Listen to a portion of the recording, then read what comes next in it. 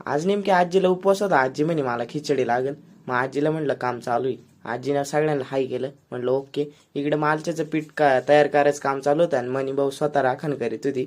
म्हटलं काय तर मम्मी त्यांनी पहिली बडीशेप टाकून घेतली कारण मालच्या बनवायच्या होत्या आणि मालच्याचं पीठ बाहेर राहते. म्हणलं टेस्ट करून पाहू एक नंबर.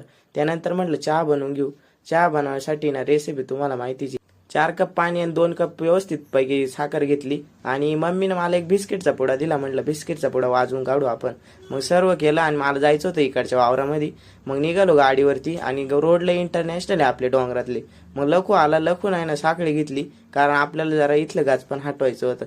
मग श्वान पण होता म्हणजे इमानदार प्राणी आपला. इकडे खोक्यामध्ये ना जे गच पण आलं होतं ते जरा काढायचं होतं साईडला आणि मग नानांनी पहिले काम चालू केलं. मग ट्रॅक्टर लावला साखळी वगैरे आणि मोठमोठे गुलतुरे ते वडून काढले. मग लखू म्हणे ओके मध्ये काम चालू आहे आणि इकडं खूप नळी पडलेली ती आपल्याला आता वावर करायचं तिथं. मग ते